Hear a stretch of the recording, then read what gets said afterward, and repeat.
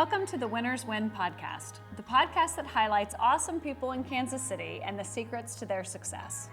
I'm your host, Jaime Simpson. I'm the Chief Operating Officer of NetStandard right here in Kansas City. At NetStandard, we manage technology so that our clients can focus on running their business. Today, my guest is Scott Havens. Scott Havens is best known for being a master connector of people in Kansas City, but his day job is being a vice president at Hub International.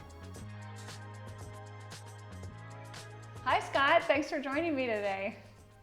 Jamie, very good to be with you. We've had a couple of starts and restarts, so we're going to have to try to get our game faces on. I'm ready. Let's okay, dance. I can tell you look very serious, so I appreciate that. That's really good.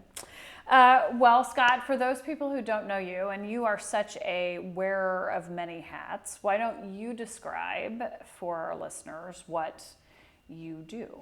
My goal is for no one to really know what I do. So, I think you might be there, honestly. Yeah, there you go, I think it's really very enigmatic. Yeah, so I do healthcare benefits for companies over 100 employees. And so Kansas City has 2.3 million people, 71,000 companies, but only 850 companies over 100 employees. So it's a really unique niche. And so oftentimes searching for those opportunities, they could be anywhere at any time. And so, but in general, healthcare benefits. And then my company is called Hub International. I'm just a shareholder. Hub is the 5th largest broker in the world, about 16,000 employees. And my partners and I help run the Kansas City division. And my main partner, her name is Melissa, and she is the one that handles everything with our clients. So our clients are always rest assured the guy that doesn't really have a job doesn't really handle their work. My partner Melissa does. Great, great. You know, I think in all these years, I don't know if I've ever met Melissa. Yeah, well, I don't know how that's possible because we've known each other a long time. 365 days a year, she's working with clients. And so it's kind of the secret sauce. I think when you are growing a business, it's hard to focus on your clients. And so we figured out early on that the ability to focus on your clients while doing new business, you give up half your income to each other. But for us, we find that a partnership and sharing works really, really well. And we stay in our lanes, and we don't lose sight of our clients. And in our industry, retention is everything, and we're up there at 95% retention, so it's good. That's great. That's great. Well, before we get really into business-y type stuff, why don't you start by telling me your most memorable first win experience? Oh, it was a large group. It was a seminars company, and we had not really done a big deal. And I was just with this former CEO, and his name is Cam Bishop, but someone just looked at us and just said, you know what, I trust you guys, you'll figure it out. Ended up being a huge win, saved him $350,000 in the first year of working with him. So it was a really great opportunity, but someone took a chance on us. And that's a great question, no one ever asked. But yeah, you remember it, and I assume everyone does in business, their first big win. Yeah. Well, it's fun to think about. I think a lot of times we remember the losses better than the wins. Totally. You know, and you can you really talk about those, and whether it's because you're trying to fire each other up to do something different next time, you're trying to learn, or you're just sort of swapping painful stories. You know, those tend to come up a lot. But I think the first one is a big one, right? Getting somebody to take a chance, like you said, is big. It's great. Oh, also, yeah, I think if you don't get your butt kicked on Monday, I don't know if you're really in the ring. And so if you're not getting rejected, and hopefully you're not losing, but when you do lose, it's a huge kick in the pants that really gets you going for a solid 6 to 9 months. I think that's true. I mean, you know that I've been spending some time in the Rev Gen space this year, and I can relate to that in a way that I probably couldn't have before. So I get what you're saying. I was scolded twice yesterday, so just so you know. Meaning a failure of reaching out or maybe overextending. We were talking earlier. You were talking about someone in your organization that was a great fit for a lot of operations, but they started out as an SDR, sales development rep. Right. And for the first 6 years of my career, I cold called because I wasn't really worth meeting with. I didn't really have that value to give. But come Monday, you could crank out 100 dials and maybe get a maybe. Yeah, that's great. It's a tough job, right? Yeah. I mean, it's a job that's really important, but you're right. You learn. I think you learn how to get to yes, right? You learn what works, and you learn how to have those hard conversations, and you sort of get to where you need to be. So. Well, if you're smart, you don't do that. But if I was not that smart, so I just knew if I did it every day, 52 weeks out of the year, that eventually people would run out of ways to dodge the call and find ways to help them. But hopefully people don't do that many. But for me, when hiring, I do look for people that love rejection, that are there to make the situation work. A lot of chaos is going on, but they're trying to just bring people together. And I think those are good partners to work with, whether it's sales or anything else, but they don't give up. I always feel like, and maybe this is the pessimistic side of me, but I always feel like you create that kind of system, whether it's an SDR process or something else, and you're always going to have people that game the system, right? They figure out how to get there faster, but in that particular instance, I don't necessarily think it's a bad thing. I think, Oh yeah, if no, I no, tell not you, at all. you figured out the shortcut. If I always call at 9 a.m. on Tuesdays, I tend to get 5 more people to answer than on Wednesdays. Great, call. I don't care. Figure out the system and make it work. So, I think there is probably a smarter, not harder way to do it, but eventually you've got to make the calls, right? Yeah, well, usually if you have really good mentors and people that tell you what to do, it's an advantage. But if not, sometimes hard work and grit's the only way to figure it out. I want to go back to something you said earlier about Melissa, and you talked about your partnership. Tell me a little bit about how you and Melissa started working together. So it was a pure accident. It was a Wednesday at 12:30, and we both hadn't eaten, and Good Sense was down the street. And so I was doing business development for an entire company of about 130 folks, and had built in 2 books of business, but had done it for other people and myself. And Melissa was like, well, why don't you just do it with just us?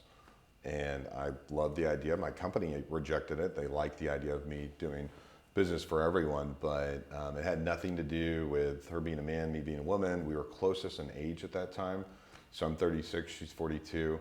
And this was like 6-7 years ago, but she's from a really humble part of Clinton, Missouri, incredibly trustworthy, big heart, and I just knew that we both could trust each other, because it's a business where you really, really just have to be 100% authentic at all times, because you're dealing with really large opportunities and every detail matters. And also, she was just getting out of the fog of having her 2 young children. I was getting into the fog of getting engaged and realizing I didn't make any more decisions in life. My wife did. And so we both were going in these transition periods, but hit each other at the right time. And it's turned out to be a really amazing partnership. That's great. I think it's harder than you think to find the right partnership, to really find somebody where you're comfortable, whether it's a marriage or a business or whatever, but where you're comfortable going, okay, these are your strengths and this is your role, and this is my strength and this is my role. I think it takes a lot of maturity to get that done. So it sounds like you picked well. I think picked well, but I think we got really lucky. I think we both really respect each other as human beings. And so everyone always says partnerships sink ships, or most partnerships don't work out. Yeah. And so we were very cautious going into it, but we do stay in our lanes, and we're really opposite. I think it helped. I didn't have a big sister growing up. I had 2 brothers. And so she assumes that role a little bit. And so I truly do stay in my lane, but it's mostly her telling me to.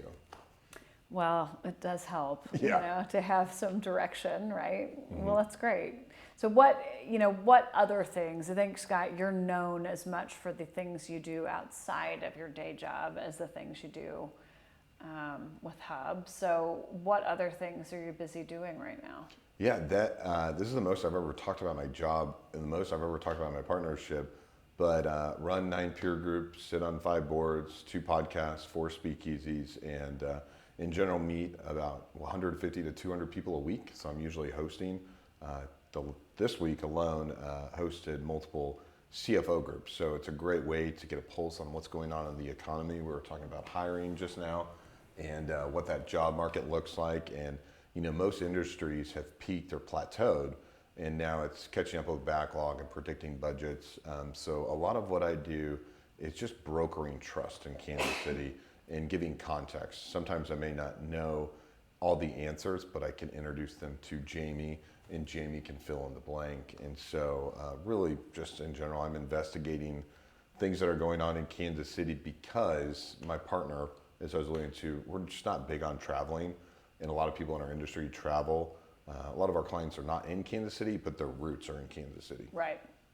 We have that too, right? Most of our clients that are outside of Kansas City at least have some sort of nexus here that makes them a good client for us. So I get that. Same, yeah. yeah. I mean, it's a real advantage to not have to travel, especially when you have small kids like you do, right? Yeah, it's there's plenty of business in Kansas City, and so we're not always the best. We always like to think we're the best, but we do get beat. But it's the people that make the difference, and we're lucky at our organization. We have really good people, and usually we're on the winning side. So how do you, when you think about all of the other things you do outside of Hub, how do you choose what to invest your time in and what not to?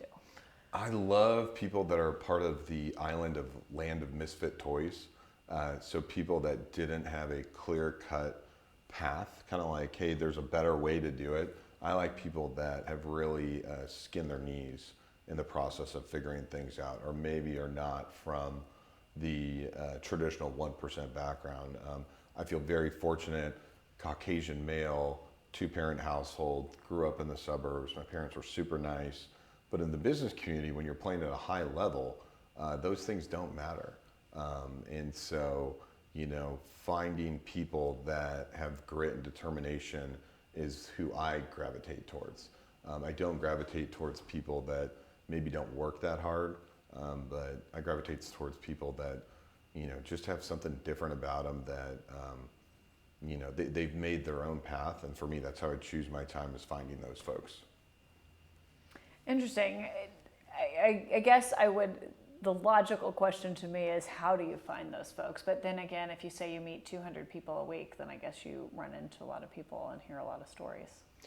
Yeah, just the other day when I was getting together with 12 CFOs, I then went to my next lunch meeting with the fastest growing company in Kansas City. It's actually a healthcare staffing company. They staff travel nurses. So obviously they've done really well in the pandemic. And then I ran into another group at lunch that I introduced to, which is an owner of an architecture firm and an owner of the largest commercial furniture firm. But over time, you really just, you get to know a lot of people. If you cold call 100 people a day, and you're interacting with hundreds of people a week, you run out of people to meet in Kansas City. So I always say, if you can bat 300, or at least know 30% of the executives in the community, it's a domino effect.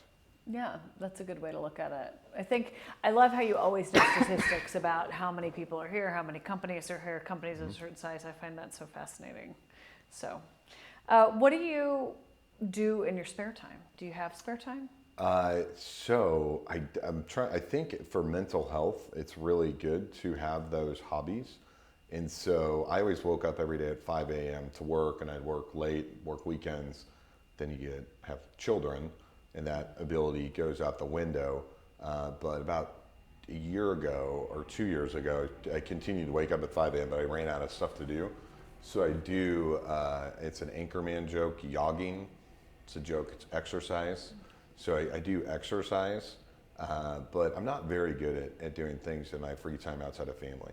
And so on Thursdays, I'll typically host at one of the speakeasies, 20 to 25 people. Tonight, I'm hosting 2 folks that are involved in Big Brothers Big Sisters Most Wanted. Oh, yeah. So about 40, 45 people. But that's more of my business therapy time is Thursdays. And, sure. And you've partaken with other executives where get together and talk about business and things going on, but in general, it is a weakness that I'm not good at. Outside of studying history, like the building we are in today, but that is pretty much it. So you're a history nerd. Yeah, this is a hospital, one of the prisons here, 18th and Vine. There's just so much history on every step you walk through here. But the reason I started studying history is I really didn't want to run into the generational wealthy crowd, where these big businesses, those decisions have been made for generations, or you're running into politics or someone's neighbor. And so back to the question, not to jump around, when you're talking about how do you choose to spend your time in business, yeah, it's easy to hang out with what I call the member guest crowd. And nothing against country clubs, belong to them. But that's the easy route to get into. Finding people of different parts of the metro is the hard part. And that figuring those things out is why I started studying history. because finding the third, fourth, fifth generation families here in town is not that hard. Finding people that are up and coming and making things happen is the hard part. Yeah, I do think it's tough. I mean, I think it's tough to meet people outside of your circle. Like we were having a conversation before we got started about your network and Michael's network and my network, and some of my friends, some of my good friends who I've met through civic organizations or whatever have very different networks than mine. And we've talked about how it's fun to find events where we're all there. So I know this group and she knows this group, and then we can kind of cross introduce, and that's really fun. But it is hard. I think it can be hard to get outside of your lane if you're not really intentional about it. So if you're hanging out with the member guest crowd, which again, nothing wrong with, I call the Golden Triangle of Prairie Village, Brookside, and the Plaza, they know each other. And so, but if you can get a Cedar Creek and a Raintree Lake and a Tiffany Greens or a Michael Mackey, a Jaime Simpson, an Aaron Folk, and you get all those networks that blend together, that is where the magic is. Going to places where you're different, or going to places where you don't know people in the room. But it's fun. Like if you know like a part of the room, I mean, that's a blast. And if you're an extrovert, I mean, and you like connecting people, I mean, that's pretty awesome. I don't think most people are extroverts by nature, but I totally get what you're saying of how fun it is when you combined, you can know the whole room. Yeah, it's fun. It is fun, I think. Now, you're clearly an extrovert, right? Yeah. So and are you good with names? Because I would think that would be an occupational hazard for you, that you're meeting people all the time. I've met 200 people this week. They're going to remember me when I see them in a month. Are you good with that? Like, do you remember names, or is it something that's tricky for you? So my partners will love this. I'm great when it's our business, and I am good when things are really critical. But if not, I work really hard at it. And so it's not something that's easy. I'm dyslexic, didn't know until I was 28. I was going to comment on Michael's shoes when we walked in, because I noticed they were nice shoes and you had nice shoes. I noticed you had a different hair color. So I can notice people's, their physical attributes, especially, I know it sounds weird, hair or hair color. And so I can always be quick to comment when something's different because I notice it. But that helps me get away with not knowing someone's name, and then I can pick it up later in the conversation of understanding what people are doing. But the cool thing about running peer groups is it's really hard to know a lot of people and bring them together. But eventually, if you're the one handing out name tags and you're the Sharpie getting the coffee, you can get it all done. And a huge reminder to anyone watching this, if there's more than 6 people in a room, you should have name tags. People today in a room, we had less than 10, and we had name tags. They've been getting together for 2.5 years. Because you don't want to say Jamie and not be able to say Jamie because you have a point. Yeah, so you right. dodge the point of what you're trying to make, and it becomes not productive. But names are something you have to research ahead of time. And also, I hope people don't take offense to this, but I always tell people my name. Because if there's someone that may not remember you or they shouldn't remember you, you should remind them of your name. And it's okay for people not to know each other's names. It just means they don't know my name because I wasn't that memorable, which is fine. Or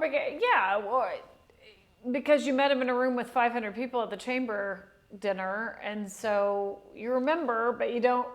Yeah, I think I always try to think of how I can make it easy on the other person, right? Which is, if I just tell you my name again, then you're going to remember it because I'm making it easy on you, as opposed to me waiting to see if you do remember it, like it's some sort of test of our relationship. I think people just forget. I think it's not personal. I mean, as a parent, well, maybe you only have 2 kids, but I have 6 kids, and I can tell you sometimes I yell the wrong name, right? You go through different. It's not because I don't know their name. It's because you're thinking of other stuff, right? But it's like when their friends come over, you're like, hey, you weren't memorable enough yet. You didn't do it. But that's right. You've only been here once. I like to cheat and bring up their business, and then they know everything about their business or how I remember the conversation. But if we were at an event, and you're a chief operating officer, a well-known company in town, they should remember your name. And if they are quizzing you on their name, I don't want to hang out with them. Kind of like I don't want to hang out with people in the same crowd. Like if someone thinks that you're supposed to remember their name, and I'm looking at the context of the situation, I'm like, I don't know. I think you should be remembering Jamie's name. You shouldn't be questioning Jamie because I don't know. They just don't seem like fun people. You know, the people that go, Yeah. oh, we met, Jamie, we met at the chamber dinner, you were so nice, like that's the person you want to hang with. Yeah, and I think you can make it easier and I think you're good about this, right? And I think even when you introduce people through email or whatever, you're good about saying, this is who this person is, this is who this person is, here's why I thought you should meet. And I think that's really helpful, having been on the receiving end of that, thank you, is, oh, okay, now I know what the context of the conversation is. I know why in the 15 million things we've ever talked about, which one you think that I need to talk to this person about. So I think that's really helpful. But yeah, I always tell people, if I am with you and I don't introduce you to someone, it's probably because I don't remember their name. And so that's just me. And I try to be the asker. Like I'll even, I anchor it, right? Hey, I know we've met a dozen times and I'm so sorry. Can you remind me what your name is? Because most people were like, oh yeah, no big deal. As opposed to me clearly not knowing their name and being super awkward. You're so honest right? and authentic. I just totally weasel my way out of it.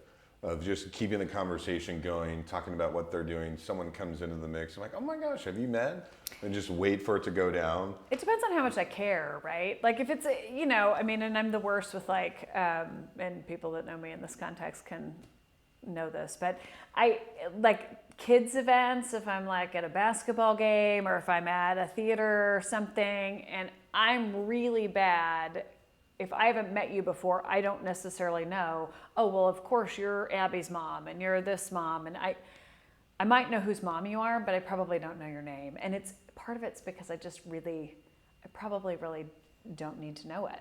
That sounds horrible, but no. I really don't. I'm going to run into you now, and guess what? When I see you at the grocery store after my kid graduates from high school, I'm not going to need to know your name. I'm just going to have to wave and be like, oh yeah, how's it going? And then... So I probably prioritize which names I remember. So when I organize events, I always make sure everyone knows each other's name and they have a link to their LinkedIn profile or an online link. It's really smart. Sometimes CEOs don't have any social media, but putting it on there, and then I even do it for neighborhood stuff.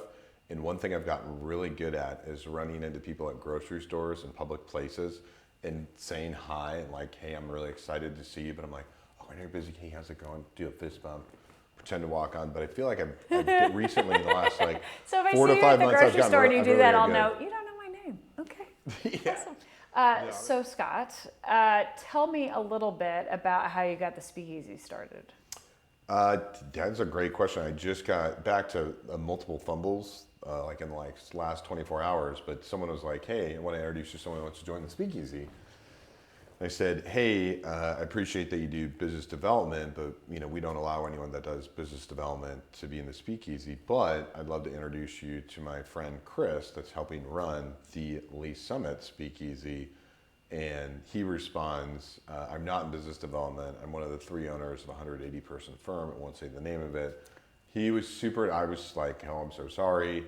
I didn't mean that. But the point of it is everything in Kansas City for well over 100 years and for decades have been social clubs. Yeah. And it's to usually keep people out or get their money. And so we thought of a system where no one makes any money and it's just business owners or C-level executives over 57 employees. And so in Kansas City, 71,000 companies, only 2,500 companies have over 50 employees. And if you're one of the C-level executives, let's call it one of those 2 people at these companies, it's 0.001% chance of occurring. And so I just really didn't like, back to, again, nothing against coach clubs, just I belong to them, but 85% of social clubs are typically Caucasian 55-year-old males in business development. And I don't find that very welcoming to the crew that I hang out with. And also the business owners, my clients, don't like interacting with it. So we designed a concept where people can get together and they have to keep the location confidential. They pay little to no money. We don't talk about it. It's not in the media. I think this is the first time I ever talked about it publicly on something that's going to be shared. We can cut No, not at all. And the unique thing is people just are there because they choose to be there, but they get privacy. So we do have celebrities, elected officials, and people from sports, and so they want privacy as well too, but they can't really find it anywhere. So we designed one, and next thing we know, we're at 4. We're stopping. That's in every 4 corners of Metro. You have Martin City, Lenexa, North Kansas City, and Lee's Summit. Not that we wouldn't want to be in the 435 loop, but the 435 loop has so many great things. Yeah, sure. And that we wouldn't, if we were in their shoes, I don't think we would join a speakeasy because they have a bunch of other great places to go. Yeah. Yeah, well, it's a great, I mean, I think what I find interesting about it is it's a great way to take something that, I mean, obviously it has business purposes and you've got, there's some value to it from a business perspective, but it's also fun. And you took something that was fun and solved a problem. And I think I think it's a really neat idea, and it's a neat example of taking something that way and saying, we can build this, we can fix this problem. Yeah, we guide people to the other social clubs in Kansas City when they want to run into people. The speakeasy is not where you run into people. There's very few people over there, but yeah, the people that are members there are really well-known folks, but they're also the same type of thing we talked about. They're welcoming. They treat everyone equally. They're open, but at the core of it, it's confidential and people want their privacy, and it's a place where they can go have their privacy. So I like to wrap up with one question. And there's about 3 others that I didn't get a chance to ask, but I'll ask those next time. Mm-hmm. But what do you, if you had to crystallize all the things you've learned, and we've talked about a lot of things in business through the years that you really believe strongly, but what would you, if you could give one piece of advice to somebody who's starting out, or maybe a high school kid trying to figure out how to move forward, what is it that you would say? Give the same advice every time. If I refer someone for a job, before I do it, I ask them, are you uncomfortable with showing up from 7 a.m. to 7 p.m.? And if they say, well, how would I do that? I give them one more chance to say, would you show up 7 a.m. to 7 p.m.? And if they say yes, I say, I will take care of you. I will refer you. I will get you that job. And as long as you do that, everything will be fine. You don't need to know anything about it.